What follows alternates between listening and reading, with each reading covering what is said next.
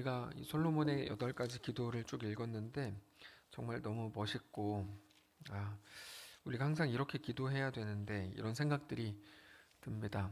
전에도 자주 말씀드렸지만 한국 교회 안에 그 이상한 기도의 순서들을 누군가가 이상하다고 하긴 좀 그런데 정해놓고 마치 그게 기도의 정확한 순서인 것처럼 감사 다음에 회개하고 간구하고 이런 식으로 나열되어서 하나같이 좀 이렇게 획일화된 기도밖에 없었다는 것은 너무나 안타까운 일이고 솔직히 너무 속상한 일입니다. 오늘 본문에 나오는 이 솔로몬의 8가지 기도가 오히려 너무 멋있고 그래서 우리의 인생을 사는 동안에 하나님 앞에 이렇게 기도해야 되는데 라는 생각이 말씀을 묵상할 때 계속 듭니다. 오늘 본문을 통해서 솔로몬이 기도한 모든 내용들이 결과적으로 다 완성되고 다 성취되었다는 것을 우리가 구약 역사를 통해서 잘 알고 있는데 오늘 본문의 제목이 솔로몬의 8가지 기도인데 설마 8가지 기도를 다 다루려고 하겠어? 라고 생각하실 텐데 맞습니다. 그 8가지를 다 살펴야 오늘 설교가 끝이 납니다. 자, 오늘 본문은 솔로몬이 성전 건축을 마친 후에 하나님께 이제 올려드린 그런 기도의 내용입니다. 오늘 본문에 8가지 기도가 나오는데 그 내용들을 쭉 다 살펴보면서 우리도 마음으로 같은 소망을 품는 시간이 되시기를 원합니다. 먼저 25절을 보시면 이스라엘의 하나님 여호와여 주께서 주의 종 내 아버지 다윗에게 말씀하시기를 너의 자손이 자기 길을 삼가서 너가 내 앞에서 행한 것 같이 내 앞에서 행하기만 하면 너에게서 나서 이스라엘의 왕 위에 앉을 사람이 내 앞에서 끊어지지 아니하리라 하였사오니 이제 다윗을 위하여 그 하신 말씀을 지키시옵소서. 이거는 여호와께서 말씀하신 대로 성전을 지었습니다. 약속을 따라 행했으니 다윗에게 약속하신 것처럼 다윗처럼 행하기만 하면 이스라엘의 왕위에 앉을 사람이 내 앞에서 끊어지지 않게 하시옵소서. 그렇게 될 줄을 믿습니다. 이런 겁니다. 하나님의 약속은 차별적으로 주어지지 않습니다.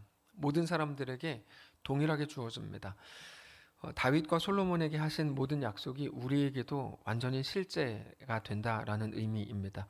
우리 역시 하나님의 말씀 안에 거하고 그분을 온전히 주인 삼은 하나님의 백성으로 살아갈 때 하나님께서 우리의 삶을 아름답게 이끌어 주실 것입니다. 이것은 그런데 사실 너무나 당연한 이야기입니다. 우리가 성도의 역할에 대해서 요즘에 계속 자주 말씀을 드리고 있는데 성도의 역할은 다른 게 아닙니다. 교회를 어떻게 하라거나 세상에 뭐가 되라거나 이런 개념이 아니고 놀라고 감격하는 게 성도의 유일한 역할입니다. 그런데 하나님께서 우리에게 충성과 순종을 요구하시죠.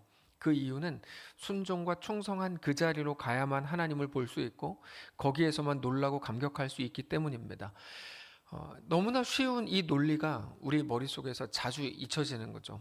하나님께서 우리에게 이렇게 해라 그러면 그 부담스럽게 느낀다는 건 사실 굉장히 멍청한 일입니다. 왜냐하면 어리석은 일인 이유가 그렇게 해야 하나님을 맛보고 하나님을 경험하고 하나님으로 인해 놀라고 감격하게 될 것인데 그렇게 하지 않는 이상 우리는 계속 요나처럼 하나님이 니느웨로 가라.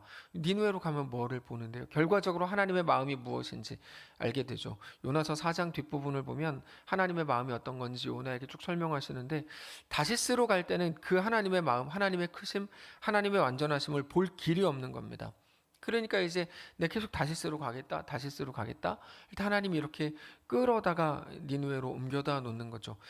그러니까 우리가 하나님께서 우리에게 원하시고 요구하시고 우리를 향해 자라나게 하시려고 하는 그 목표 지점, 하나님을 보고 감격하고 놀라게 되는 그 역할을 성도의 본 모습을 온전히 갖기 위해서는 하나님께서 우리에게 말씀하시는 대로 행하는 것밖에는 답이 없는 거죠. 그래서 아까 그 25절의 말씀이 내가 하나님 말씀을 잘 들으면 하나님 나에게 복 주시는구나 라고 이해하는 건 너무 어리석은 해석 방법인 것입니다. 단지 그렇게 내가 네가 내 말 잘 들으면 상을 주겠다 그런 게 아니고 그게 하나님이 기뻐하시는 일이다 이겁니다.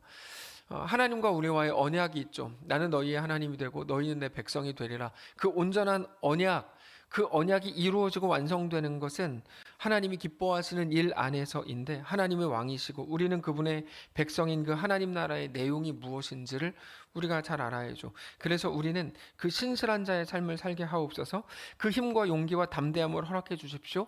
이렇게 매일같이 기도해야 되는 겁니다. 그러니까 우리 기도가 얼마나 타락해 있고, 죄송합니다. 얼마나 타락해 있고 얼마나 세속적으로 되어 있는가 하면 내 소원을 막 계속 하나님께 말씀드리고 내 정답을 계속 하나님께 강요해서 하나님 뭐 야베스의 기도, 여러분 그런 책은 읽는 게 아닙니다. 근데 막 그런 책 읽어가면서 막 이렇게 해야 돼, 저렇게 해야 돼, 그러면 복 받아. 그러니까 우리가 너무 세속적이 된 거죠. 솔로몬의 기도, 아니 예수님께서 하셨던 주기도문을 우리가 수요 예배 때마다 마지막에 같이 뭐 고백하고 있는데, 그런 기도들을 보면 사실은 내가 세운 정답을, 내가 이 땅에서 더 편하게 사는 정답을 하나님께 일방적으로 강요하는 그런 내용은 사실 아닙니다.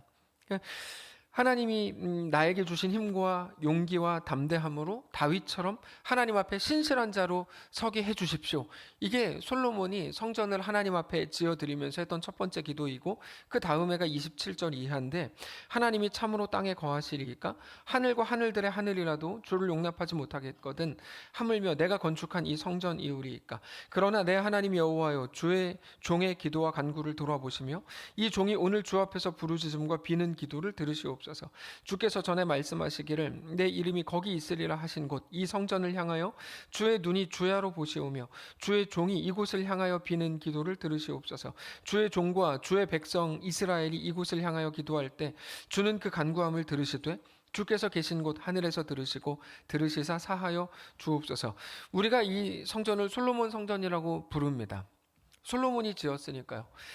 근데 사실 다윗이 지은 게 아니라 정확히 솔로몬이 지은 게 맞죠. 근데 다시 말해서 그 말은 한 인간의 건축물이라는 말입니다. 그러니까 그 이름을 솔로몬 성전이라고 부르는 것 자체가 이건 인간의 건축물이다. 그렇게 볼 때 여러분 상식적으로 어떻게 만물의 창조주이신 하나님께서 인간의 건축물 안에 매여 계실 수 있겠습니까? 그럴 수는 없는 거죠. 실제로 모세와 여호수아와 다윗 등에게 하나님 자신을 드러내셨는데, 그 말은 하나님은 어디에도 갇혀 계시는 분이 아니셨다라는 말이기도 합니다. 다만 주의 종이 이 성전을 향하여 기도할 때 그 기도를 들으시고 주를 향하여 눈을 들 때 우리를 늘 붙들어 주십시오. 이거는 기도의 핵심, 특별히 우리 기도의 핵심입니다. 우리도 주님을 우리의 것, 우리 소원을 들어주는 진이의 램프 정도로 인식할 수 없습니다. 그렇게 해서는 안 됩니다. 하나님은 우리보다 크시고 특별히 우리의 소원과 우리가 가진 정답보다 훨씬 크신 분입니다. 우리는 그 사실을 믿습니다. 그런데 우리보다 크시고 우리의 소원보다 크다, 이 말이 엄청나게 중요한 말입니다. 우리의 소원보다 크다는 말은 하나님의 뜻과 하나님의 이끄심을 우리 욕망이나 우리 소원보다 더 신뢰해야 된다는 말입니다. 지금 이 한 문장이 사실 우리의 기도를 상당히 많이 바꿔놓을 수 있어요. 우리의 소원보다 하나님이 더 크시다, 그 말은 하나님의 뜻과 하나님의 이끄심을 내 욕망이나 소원보다 더 신뢰해야 된다, 이런 말이죠. 우리는 자주 우리의 소원을 가장 중요한 기준으로 여깁니다. 그래서 내 소원이 이루어지면 감사하다 그러고 막 책 쓰고 여기저기 돌아다니면서 막 간증하지만, 내 소원이 이루어지지 않으면 하나님을 떠나는 사람들이 너무너무 많습니다. 그러니까 하나님을 자기 소원 밑에 놓는 거죠. 그러나 우리가 믿음으로 고백하는 것처럼 하나님은 우리보다 크실 뿐 아니라 우리 소원보다 크셔서 우리의 어떤 상황 속에서도 오직 하나님이 나를 위해 가장 완전하신 분인 것, 하나님이 나보다 나를 더 사랑하시는 것, 나를 위한 가장 완전한 계획을 가지신 것을 믿어야 합니다. 믿는다고 말해야 된다는 게 아니라 믿을 뿐 아니라 실제로 하나님 앞에 그런 믿음을 가지고 나아가야 합니다. 그러니까 어떤 상황에서도 우리는 하나님을 원망하는 게 아니고 우리는 기도를 해야 되는 거죠. 원망하는 게 아니고 기도를 해야 된다고요. 그리고 우리의 기도가 언제나 내 소원을 외치고 끝내는 그 간구를 넘어서서 어떤 순간에도 내가 하나님 안에 거하기를 갈망하는 그 고백이 있어야 합니다. 여러분, 우리의 기도는 사실 그렇게 볼 때 매우 단순합니다. 내가 하나님 안에 거하기를 원합니다. 이런 갈망이 우리 기도에 계속 나와야 돼요. 주님, 저 인간을 바꿔주십시오. 저 사람에게 어떻게 해주십시오. 이런 기도가 아니고 사실은 주님, 내가 하나님 안에 거하기를 원합니다라고 우리는 계속 고백해야 해요. 그게 하나님이 우리보다 크신 분입니다라고 하는 고백의 내용인 겁니다. 그래서 오직 주께서만 나의 기도를 들으소서. 내가 주님께 시선을 고정할 때 주님께서도 나에게 얼굴을 향해 주십시오. 이렇게 기도하게 되는 겁니다. 그리고 나서 솔로몬의 기도를 잘 보면 정의가 실현되기를 원하는 기도를 합니다. 31절인데 만일 어떤 사람이 그 이웃에게 범죄함으로 맹세시킴을 받고 그가 와서 이 성전에 있는 주의 제단 앞에서 맹세하거든 주는 하늘에서 들으시고 행하시되 주의 종들을 심판하사 악한 자의 죄를 정하여 그 행위대로 그 머리에 돌리시고 의로운 자를 의롭다 하사 그의 의로운 바대로 갚으시옵소서. 솔로몬이 이스라엘의 이제 왕, 특별히 3대 왕이었는데 이스라엘의 왕으로서 가지는 가장 중요한 임무 중에 하나는 백성들의 문제와 다툼을 듣고 재판을 하는 그런 것이었습니다. 솔로몬은 유명한 재판들에 대한 일화가 있죠. 물론 모든 사람들이 모든 문제를 들고 이제 왕에게 다 가는 건 아니겠죠.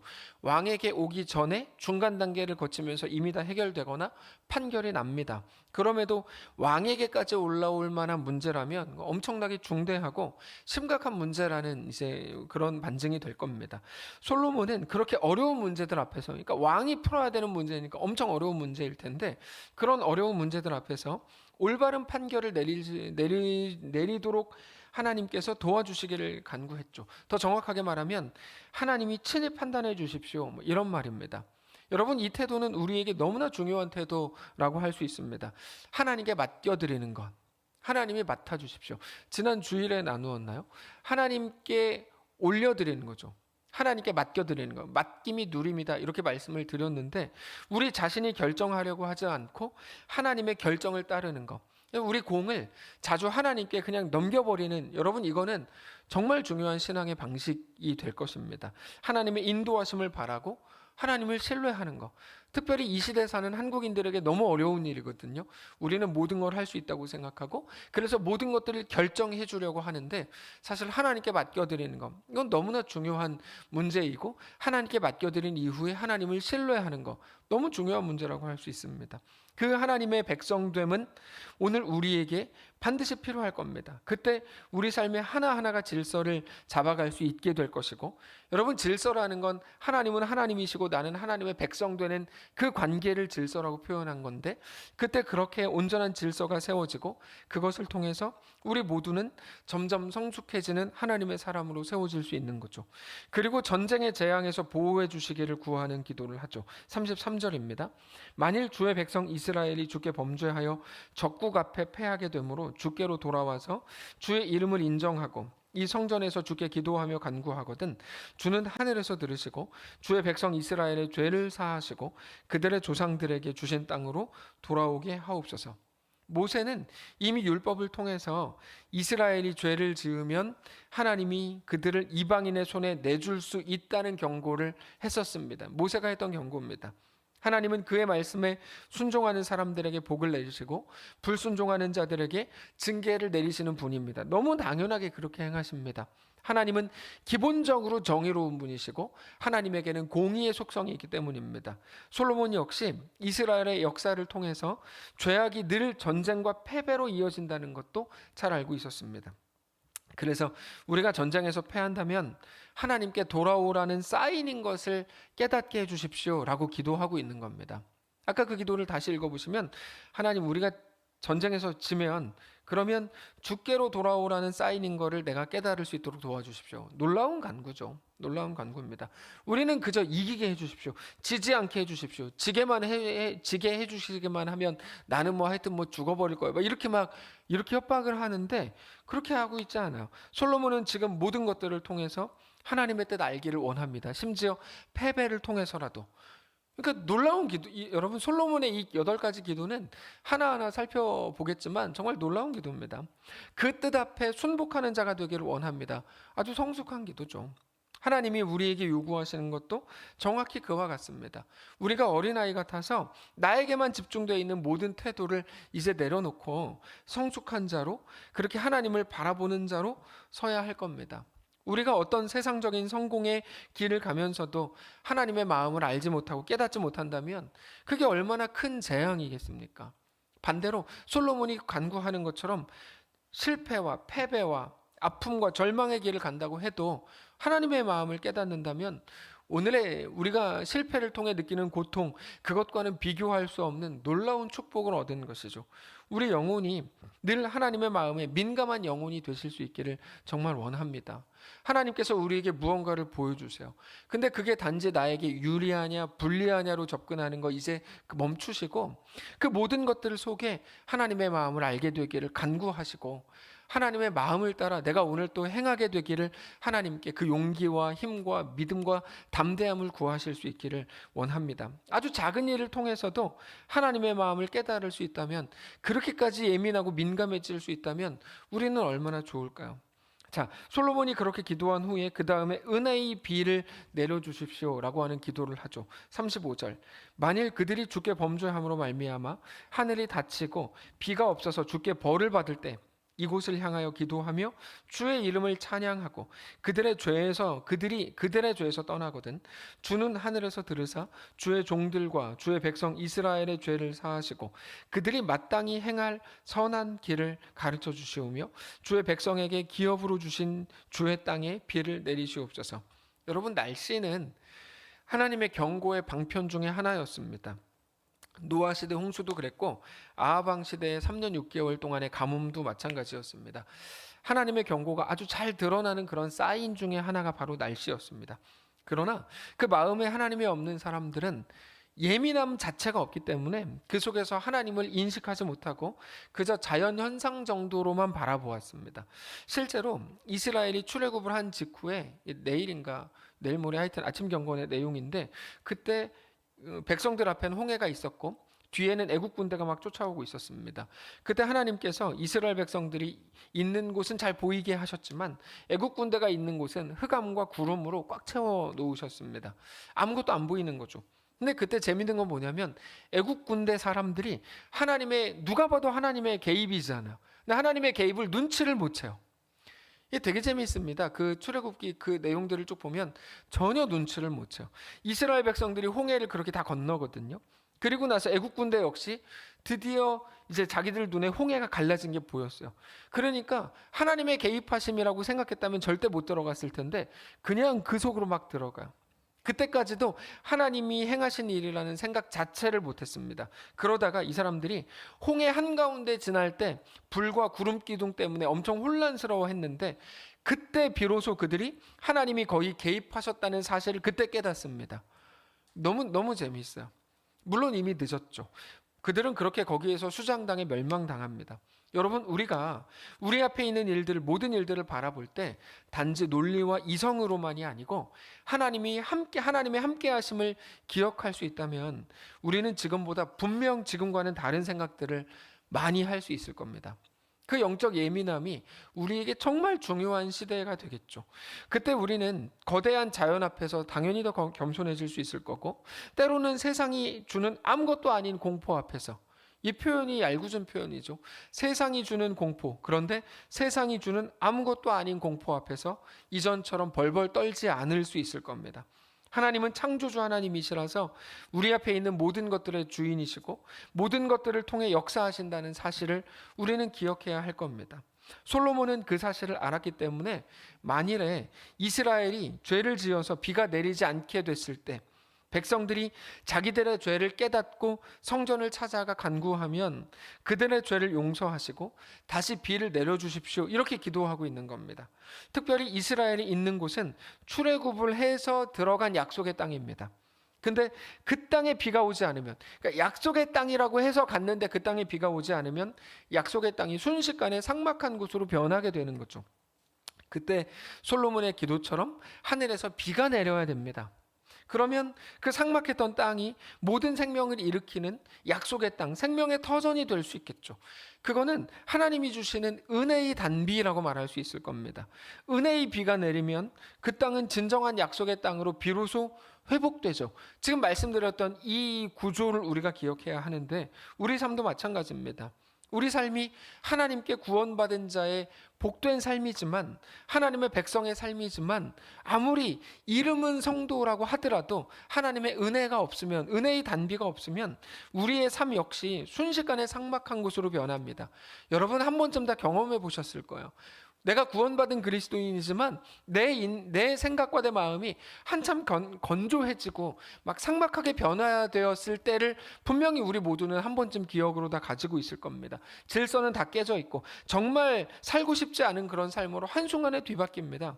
그러나 그 순간에 솔로몬의 기도처럼 하나님의 은혜의 단비가 내리면 모든 메마르고 삭막했던 우리의 마음이 온전한 하나님의 백성의 마음과 삶으로 바뀔 수 있는 거죠. 여러분, 우리가 이 기도 매일 해야 되지 않습니까? 하나님, 나에게 이 은혜를 주십시오. 하나님만 나와 함께 하시면 됩니다라고 우리는 매일같이 이 기도해야 됩니다.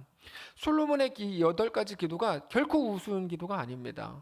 우리 삶을 완전히 새롭게 하고 하나님 앞에 온전히 서게 하는 너무 놀라운 기도라니까요. 그래서 은혜의 비를 주십시오. 이 기도가 얼마나 소중한지 몰라요. 우리가 이 솔로몬의 여러 기도 중에서 그 중에서도 이 기도를 꼭 마음에 새길 수 있기를 원해요. 우리는 하나님의 도우심과 은혜 없이는 정말 살 수 없는 존재들입니다. 이거는 그냥 말로 그렇게 하는 게 아닙니다. 뭐 은혜 아니면 살아갈 수가 없네. 그러니까 이렇게 그냥 노래로 끝내버릴 찬양, 이런 기도가 아니에요. 삭막해지고 냉랭해지고 차가워지고 감동과 감격과 은혜가 다 사라진 우리의 마음과 우리의 삶에 하나님의 도우심과 하나님의 은혜의 단비가 정말 촉촉히 내려서 하나님이 주시는 질서로 다시금 세워지고 그렇게 회복되는 성도들 되시기를 주님 이름으로 축복합니다. 정말 하나님의 은혜가 우리 가운데 임하는 것, 그게 가장 중요한 문제라는 거야. 그래서 우울감이나 좌절감이나 또는 패배감이나 자격지심이나 이런 모든 것들에 더 이상 지배당하지 않고 약속의 땅에 있으면서도 여전히 옛 과거와 옛 습관에 지배당하는 삶이 아니라 하나님이 주시는 자유와 행복과 기쁨과 만족으로 가득 채워지는 우리 모두가 되시길 정말 원합니다. 그리고 이어서 나오는 기도가 고통이 없게 해주십시오. 이런 기도입니다. 37절. 만일 이 땅에 기근이나 전염병이 있거나 곡식이 시들거나 깐부기가 나거나 메뚜기나 황충이 나거나 적국이 와서 성읍을 에워싸거나 무슨 재앙이나 무슨 질병이 있든지 막론하고 한 사람이나 혹 주의 온 백성 이스라엘이 각각 자기의 마음의 재앙을 깨닫고 이 성전을 향하여 손을 펴고 무슨 기도나 무슨 간구를 하거든 주는 계신 곳 하늘에서 들으시고 사하시며 각 사람의 마음을 아시오니 그들의 모든 행위대로 행하사 갚으시옵소서. 주만 홀로 사람의 마음을 다 아심이니이다. 그리하시면 그들이 주께서 우리 조상들에게 주신 땅에서 사는 동안에 항상 주를 경외하리이다. 삭막한 땅에 하나님이 은혜의 단비를 주십시오라고 간구했던 솔로몬은 이제 온갖 질병과 재앙을 다 거둬주십시오라고 기도합니다. 뿐만 아니라 이스라엘을 이방인들의 손에서 구해주실 것을 기도하고 있죠. 그런데 그냥 맹목적으로 이 땅에 있는 모든 사람들을 다 그렇게 되게 해주십시오. 다 뭐 경제가 살아나게 해주시고 다 그냥 뭐 어떻게 되게 해주시고 다 건강하게 해주시고 다 부자 되게 해주시고 이런 식으로 기도하는 거 아니에요. 각 사람의 마음과 행실을 아시는 하나님께서 그들의 삶대로 갚아주시길 기도하는 거죠. 우리가 자꾸 뭐 이렇게 대표 기도할 때 그냥 자꾸 생각 없이 그냥 맹목적으로 우리 경제가 살아나게 해주고 이런 식으로 하는데 여러분 그건 사실은 뭐 들어지지도 않을 기도이지만 그렇게 기도하는 게 솔직히 어디 있어요. 그러면 안 됩니다. 솔로몬처럼 기도해야죠. 하나님 앞에 우리가 온전히 설 수 있도록 인도해 주십시오. 우리 한 사람 한 사람이 하나님 앞에 똑바로 세워질 수 있도록 해주십시오. 그렇게 온전한 그리스도인이 될 수 있도록 주님 도와주십시오. 이렇게 기도하는 게 맞죠. 예. 특별히 39절에 있는 각 사람의 마음을 아시오니 그들의 행위대로 행하사 갚으시옵소서. 여러분 이게 아주 중요한 부분입니다. 정말 올바른 사람들은 축복하시고 악한 사람들이 처벌받는다면, 만약 정말 그렇게 된다면 이게 반복이 되고 사회가 경험적으로 알게 되면 이스라엘 땅에 사는 모든 사람들이 하나님을 경외하게 되는 거 시간 문제일 겁니다. 처음에는 아프고 괴롭겠죠. 그러나 그건 정말 꿈 같은 일입니다. 잠깐의 고통과 힘듦이 우리를 영원한 하나님 나라 백성으로 이끌어간다면 우리는 너무 행복하게 될 겁니다. 아까 솔로몬의 기도처럼 우리가 적국에게 패해서 끌려가거나 포로가 되더라도 그곳에서 다시금 하나님의 뜻을 깨닫고 주께 돌아올 수 있도록 도와주십시오라고 기도한 것, 그 내용과 다르지 않은 거죠. 잠깐의 고통이 있더라도 우리가 온전한 하나님의 백성이 될 수 있다면 너무나 복된 일일 겁니다. 물론 우리가 잘 아는 것처럼 하나님은 정의에 갇혀 계시지 않습니다. 하나님의 정의라는 건 인간의 정의와는 완전히 다릅니다. 인간이 아무리 정의를 외쳐도, 저스티스를 외쳐도 하나님의 정의 에 대해서는 우리는 사실 완전히 다가갈 수 없는 너무나 작고 볼품없는 초라한 정의에 불과하거든요. 하나님의 정의는 뭐라고 말씀드렸죠? 단지 공의에서 끝나지 않고 사랑이 하나님의 정의라고 전에 말씀을 드렸는데, 그래서 그 다음 기도가 나오는 겁니다. 은혜를 이방인에게도 베푸소서, 이렇게 이제 기도하죠. 41절에 또 주의 백성 이스라엘에 속하지 아니한 자 곧 주의 이름을 위하여 먼 지방에서 온 이방인이라도 그들이 주의 크신 이름과 주의 능한 손과 주의 펴신 팔의 소문을 듣고 와서 이 성전을 향하여 기도하거든 주는 계신 곳 하늘에서 들으시고 이방인이 주께 부르짖는 대로 이루사 땅의 만민이 주의 이름을 알고 주의 백성 이스라엘처럼 경외하게 하시오며 또 내가 건축한 이 성전을 주의 이름으로 일컫는 줄을 알게 하옵소서. 솔로몬의 기도가 처음에 이스라엘의 백성으로 시작했다가 이제는 이방인들에게까지 그 범위로 넓어지는 건 아주 큰 의미가 있습니다. 이게 바로 하나님의 구원의 방식이기 때문에 그렇습니다. 물론 뭐 솔로몬이 알고 했는지 모르고 했는지 모르겠지만 나중에도 보면 솔로몬이 알고 했는지 모르고 했는지 모르겠지만 이런 표현이 또 나오는데, 어쨌든 하나님의 구원 방식이 솔로몬의 입을 통해서 지금 고백되고 있는 거예요. 우리는 이스라엘 민족이 아닙니다. 우리는 분명 이방 사람들입니다. 그러나 우리도 오늘 예수 그리스도를 믿어서 하나님의 자녀로 이 자리에 앉아 있습니다. 사실 이 기도가 우리에게 이루어졌기 때문에 우리는 여기 있는 겁니다. 그렇게 구원을 얻은 우리가 자꾸만 구분을 짓고 우리만의 기준을 자꾸 내세우면서 어떤 울타리를 만들려고 하는 거, 이거 절대로 좋은 모습이 아닙니다. 그래서 뭐 우리 교회는 뭐 40년 됐는데 우리 교회에서는 이렇게 해야 되고, 사실 그건 전혀 좋은 표현이 아니죠. 못난 표현들이죠. 아무런 기준도 없이 이단도 다 받아들이자는 말이 아닙니다.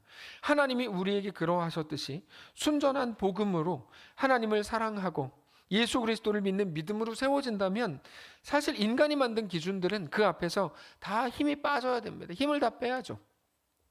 복음 외에 더 내세우고 강조하는 나름대로의 규칙들이 많을수록 미성숙한 공동체입니다. 사실 이스라엘은 모든 열방으로 뻗어나가는 통로였지 자기들만 어떻게 인정받고 구분되어야 되는 그런 공동체가 아니었습니다. 물론 지금 이스라엘 유대인들은 다 그렇게 이제 살고 있죠. 못나게. 근데 하나님이 처음에 계획하셨던 것은 절대로 그런 모습이 아니었습니다. 저는 우리 교회가 그 통로의 역할을 앞으로도 계속 잘 감당할 수 있기를 원합니다. 지금보다 문턱이 더 낮아야 합니다. 그러려면 우리가 더 자기 주장을 하지 말아야 합니다. 자신을 더 내어주어야 합니다. 새신자가 적응하기에 가장 좋은 교회가 되어야겠죠. 그건 단지 어서 오세요 라고 하는 친절함을 말하는 게 아닙니다. 뭐 친절함, 인사 잘하자 이런 얘기하는 게 아닙니다. 기독교만의 폐쇄적인 문화를 만들지 말아야 된다는 거예요. 여러분, 이건 되게 중요한 부분이니까 다음에 나중에 다시 설명할 기회가 있을 줄 알고, 우리 교회는 원래 이래가 없어져야 됩니다. 원래가 어디 있어요? 원래가 예수 그리스도가 원래지. 예, 우리 교회 원래 이래. 누구라도 와서 그저 복음을 들을 수 있는 교회여야죠. 그러면서도 복음이 분명하게 전해진다면 사실 뭐 나쁜 이단 세력이 틈탈 곳이 없게 됩니다. 진리와 본질에 대해서는 타협하지 않지만 다른 모든 것들에 대해서 완전히 열려있는 공동체, 뭔가를 자꾸만 가르치려는 공동체가 아니라 약함도 품어주는 공동체, 이런 교회가 될 수 있기를 정말 원합니다. 그리고 전쟁에서 승리하게 하옵소서라는 기도를 하죠. 44절 주의 백성이 그들의 적국과 더불어 싸우고자 하여 주께서 보내신 길로 나갈 때 그들이 주께서 택하신 성읍과 내가 주의 이름을 위하여 건축한 성전이 있는 쪽을 향하여 여호와께 기도하거든 주는 하늘에서 그들의 기도와 간구를 들으시고 그들의 일을 돌아보옵소서. 솔로몬은 이미 네 번째 기도에서 이스라엘이 범죄해서 전쟁이 일어났을 때 그들이 회개하고 기도하면 용서해 주십시오, 이렇게 기도했었습니다. 근데 이번 전쟁은 앞에서 터졌던 전쟁이랑 다른 전쟁이야. 이번에는 죄를 지어서 당하는 전쟁이 앞에서 꺼낸 죄 때문에 당하는 전쟁이었거든요. 앞에 읽어보세요. 근데 뒤에 나오는 지금 이 전쟁은 죄를 지어서 당하는 전쟁이 아니고 하나님이 보내시는 거룩한 전쟁입니다. 이건 또 완전히 양상이 다른 겁니다. 44절을 보면 주의 백성이 그들의 적국과 싸울 때, 주께서 보내신 길로 갈 때, 이런 표현들을 나오죠. 그러니까 하나님이 싸워라 라고 해서 싸우는 그런 겁니다. 그때 하나님이 은혜 주시기를 구하는 거죠. 다시 말해서 하나님의 이끄시는 길로 우리가 갈 때, 하나님이 뭔가 우리에게 요구하세요. 그럴 때 많잖아요. 그게 이제 난 진짜 가기 싫은데 막 전쟁같이 느껴지잖아요. 내가 왜 가? 막 그렇게 느껴질 때, 우리로 하면 믿음으로 살려고 할 때, 그때 반드시 하나님의 은혜가 필요한 거죠. 여러분, 우리가 뭐 어떤 사람들은 그 사람 성향이 막 대단하게 앞으로 나가는 성향이라 순종하고 그러는 줄 알아요. 못난이들은. 근데 그렇지 않습니다. 성향이랑 상관없이 우리가 믿음으로 살려고 할 때 누구에게나 하나님의 은혜가 필요합니다. 우리가 너무나 잘 알고 있는 것처럼 믿음의 길을 가려고 하면 언제나 용기와 담대함이 필요합니다.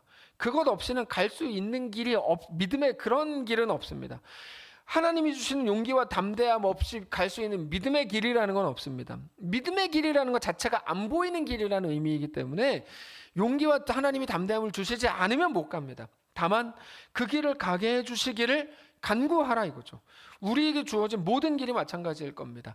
그 길 위에 있을 때 정말 하나님을 기쁘시게 하려고 하고 거룩한 결정을 하려고 할 때 반드시 하나님께 힘과 용기와 담대함을 구하십시오.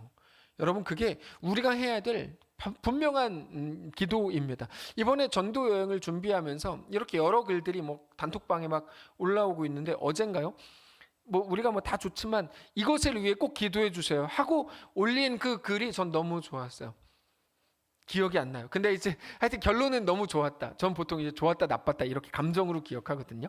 하여튼 너무 좋았다. 예, 하여튼 뭐였더라? 하여튼 뭐 정신을 뭐 기억하지 이런 거였거든요. 하여튼 우리가 왜 가야 되는지 기억하자 뭐 이런 내용이었어요. 좋았어요. 그런 거죠. 하나님 앞에 우리가 믿음의 길을 가려고 할 때 하나님 나에게 힘과 용기와 담대함을 주십시오. 이 기도 꼭 해야 된다는 거예요. 이게 옳으니까 뭐 그냥 뭐 하면 되지. 그렇지 않습니다. 하나님이 기뻐하시는 이 일일수록 우리는 더욱더 주의 은혜를 구해야 됩니다. 그리고 하나님이 주시는 힘으로 감당해야 됩니다. 어디를 가든지 하나님께서 함께 하시는 것을 우리는 계속 맛보게 될 것이고, 그때 성도의 놀라운 역할, 하나님 앞에 놀라게 되고 하나님을 감격하게 되는 그 일들이 우리 가운데 분명히 있게 될 겁니다. 지난주엔가요? 말씀을 드렸는데 우리가 사실 웃구막을 오래 했잖아요. 그럼 어떤 결과물이 나와야 될 거 아니에요. 근데 결과물이 없죠. 라고 생각하는 건 바보들. 왜냐하면 우리는 계속 결과물들을 가지고 있거든요. 성도의 역할이 뭔데요? 가서 하나님으로 인해 놀라고 감격하는 거예요. 네. 그러니까 우리가 세상이 말하는 결과물들을 갖지 않아도 하나도 관계없는 거죠.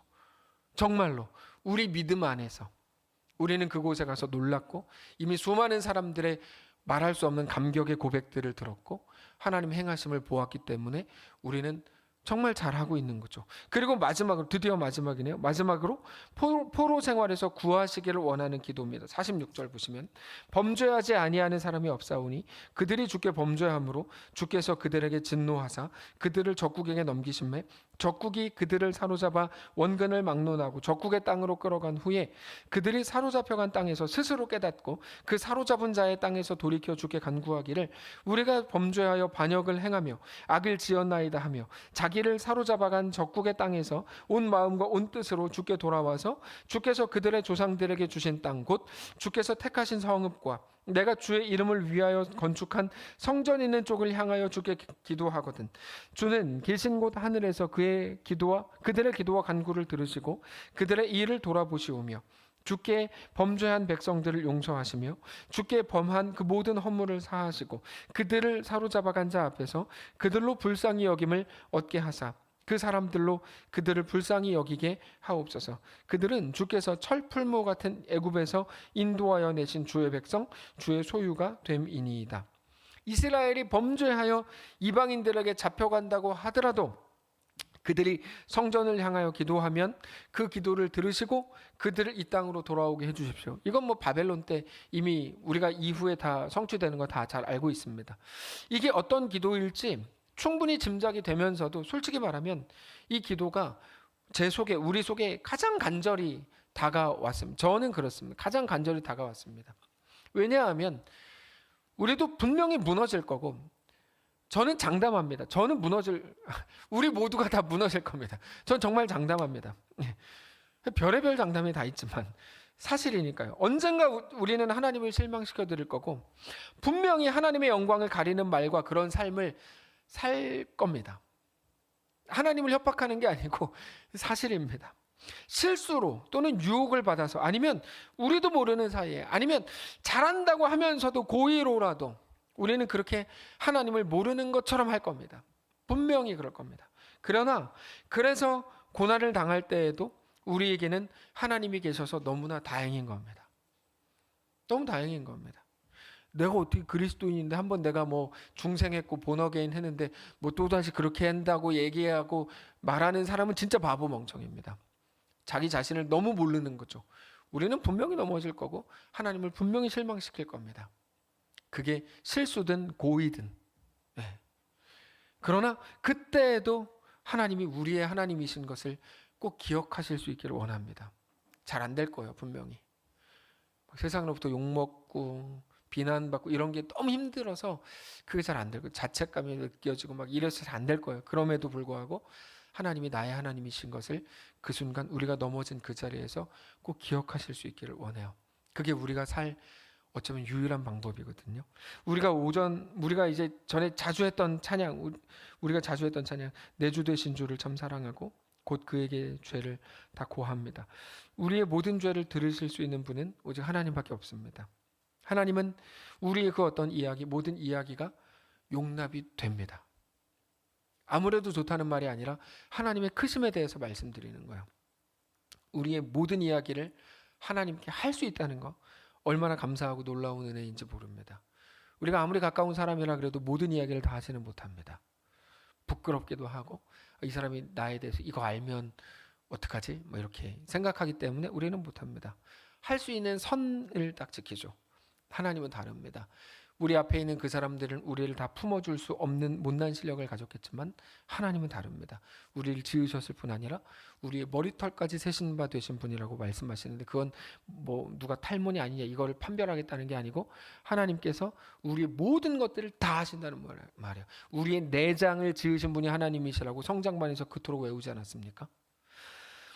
우리의 모든 연약함과 부족함에 대해서도 오직 하나님이 붙으실 수 있고 하나님이 품어주실 수 있다는 사실을 여러분 꼭 모든 순간에 붙으실 수 있기를 원해요. 우리가 아무리 대단한 일들을 한다 그래도 우리는 분명히 넘어지니까 다음 주에 전도여행 가서 아마 몇 명은 분명히 막 넘어지고 막 혼자 내가 미쳤지 여기 왜 왔어 막 이렇게 후회하고 앉아 있을 거예요 숙소에서. 근데 그때 기억하세요. 하나님은 여전히 당신의 하나님이세요. 특별히 우리가 나누고 있는 이 열왕기서의 첫 독자가 누군 줄 아세요? 우리는 뭐 솔로몬 얘기 나오니까 솔로몬이 썼나 보다 뭐 생각하는데 그렇지 않습니다. 열왕기서의 첫 번째 독자는 누구냐면 바벨론 포로로 잡혀가 있는 사람들이었어요. 그 사람들을 위해서 쓴 게 열왕기서입니다. 얼마나 재밌어요. 결국에 여러분 성경에서 되게 중요한 게 첫 독자이거든요.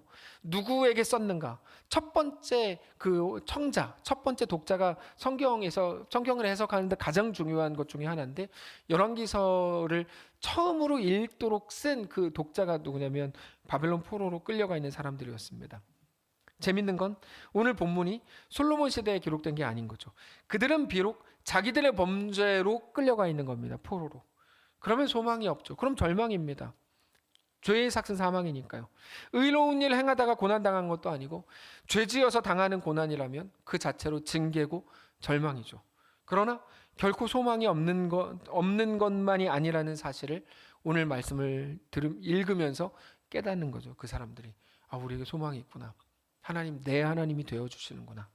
저는 그래서 어떤 분이 저에게 개인적으로 최덕신 얘기 좀 그만하라고 사실 듣기 싫다고 막 이런 식으로 했지만 저는 최덕신이 너무 좋은 이야기라고 생각해요. 다윗 너무 좋은 이야기고요.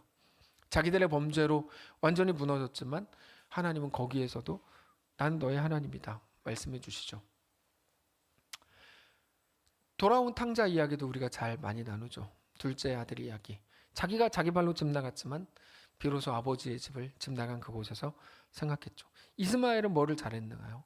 이스마엘도 자기가 이삭을 희롱하다가 결과적으로 쫓겨난 거 아니에요? 근데 쫓겨난 그곳에서 하나님이 야 아브라함아 내가 너의 하나님이듯이 나는 그들의 하나님이 될 거다 라고 말씀하시죠. 바벨론 포로로 끌려간 그 사람들 오늘 본문을 통해 엄청난 위로를 받았을 것이 분명합니다. 제가 그랬으니까요. 솔로몬의 이 기도처럼 그들이 진심으로 회개하고 그 죄의 길에서 돌이킨다면 그들은 본국으로 돌아가게 될 겁니다. 그렇게 됐습니다. 하나님의 은혜로. 그래서 이것이 비록 솔로몬의 기도였지만 우리 모두의 기도이기도 하고 동시에 우리를 향한 하나님의 약속인 것을 알게 되시기를 바라요. 하나님의 약속은 신실합니다. 하나님은 우리를 그렇게 붙드실 겁니다. 은혜 아니면 살아갈 수가 없네로 찬양을 바꿀 건데 근데 하나님 앞에 우리가 어떻게 세워져야 할지 오늘 본문은 너무나 명확하게 우리에게 말합니다. 더 착하게 살아라, 더 성실하게 살아라라고 말하기 전에 하나님이 누구신지를 우리에게 막 가르쳐줘요. 하나님의 크기에 놀라시기를 바라고 하나님의 크기를 우리의 인생과 우리의 생각 속에서 인정해드리고 그 앞에 엎드리실 수 있기를 원합니다. 사랑하는 성도 여러분, 하나님께서 우리의 삶을 가장 거룩하고 가장 완전하고 가장 선하게 이끄실 것을 모든 순간에 믿으실 수 있기를 원합니다. 하나님 앞에서 우리 마음을 늘 그렇게 진실하게 올려드리실 수 있기를 원합니다. 그렇게 매일 우리의 기도가 하나님 앞에 늘 진실되게 상달될 수 있기를 원하고 이 거룩한 기도에 하나님의 응답이 매일같이 넘쳐서 삭막하고 메말랐던 우리 인생 속에도 하나님이 주시는 은혜로 꽉 채워지는 거룩한 인생들 되시기를 주님 이름으로 축복합니다. 찬양합시다. 은혜 아니면 살아갈 수가 없네.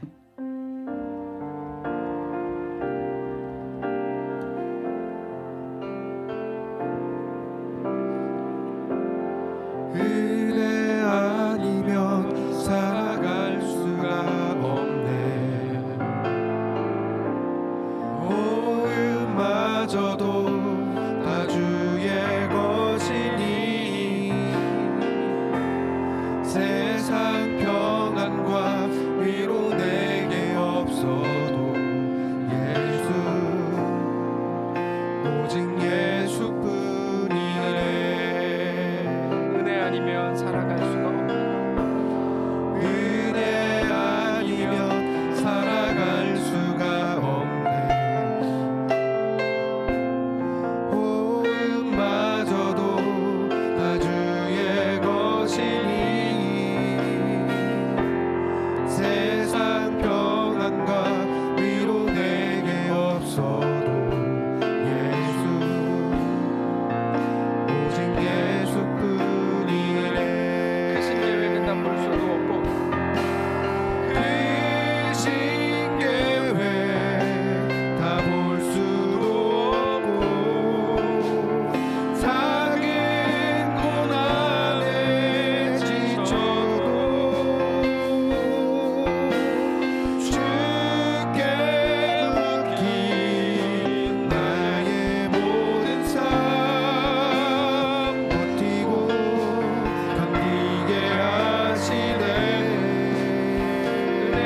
살아갈 수가 없네.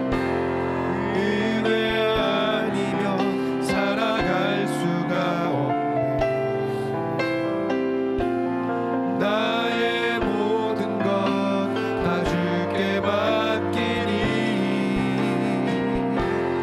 참된 평안과 위로 내게 주신 주 예수, 오직 예수뿐이네. 우리가 방금 전 고백한 대로입니다. 우리가 말씀을 묵상한 대로입니다. 우리는 하나님의 크신 계획을 다 볼 수도 없고 작은 고난에 늘 지칩니다. 우리가 대단하게 의로운데 힘이 없어서가 아니라 우리가 죄를 짓고 우리가 범죄하고 우리 연약함 때문에 우리 실수 때문에 우리 못남 때문에 당하는 고난도 너무너무 많은 것 정직히 고백합니다. 그래서 하나님의 은혜를 구합니다. 약속의 땅 성도의 이름을 가졌는데 우리 인생이 왜 이렇게 삭막한지 모르겠습니다. 너무 건조하고 바싹 메말라 있는 것 같아서 어디에서도 출구를 찾을 수 없어서 답답합니다.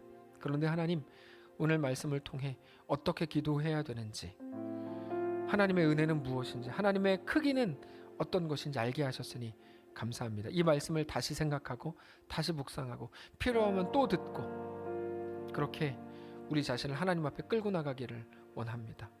우리 각 사람 마음에 성령님 임하셔서 깨닫게 하시고 가르치시고, 아니 포로로 끌려간 그 자리에서도 깨닫게 되기를 원한다고 솔로몬이 기도하는데 지금 우리의 모습이리요. 우리를 붙드셔서 하나님 앞에 나아가게 하시고 하나님만 허락하시는 놀라운 은혜로 우리 삶이 이제는 다시 시원해지고 다시금 주의 은혜로 꽉 채워지는 놀라운 삶이 다 되도록 축복하시옵소서. 하나님, 교회에서 준비하고 있는 또 성도들이 힘을 합치고 있는 소중한 사역들이 있습니다. 그 가운데 함께 하시고 하나님의 은혜로 채우시고 준비하는 손길뿐 아니라 참여하고 돕고 협력하고 함께 기도하는 모든 심령들까지 하나님의 일하심을 보고 깜짝 놀라고 말할 수 없는 감격 속에 돌아올 수 있도록 인도하시고 일어나는 모든 일들을 통하여 하나님의 살아계심이 결과적으로 완벽하게 이루어지도록 주님 붙들어 주시옵소서. 우리와 함께 하시길 간절히 소원하며 그렇게 우리 2024년 우리 전 인생을 만들어 나가실 살아계신 우리 주 예수님의 이름으로 기도합니다. 아멘. 하늘에 계신 우리 아버지여, 이름이 거룩히 여김을 받으시오며 나라가 임하시오며 뜻이 하늘에서 이룬 것 같이 땅에서도 이루어지이다. 오늘 우리에게 일용할 양식을 주시고 우리가 우리에게 죄진 자를 사하여 준 것 같이 우리 죄를 사하여 주시고 우리를 시험에 들게 하지 마시고 다만 악에서 구하시옵소서. 대개 나라와 권세와 영광이 아버지께 영원히 있사옵나이다. 아멘.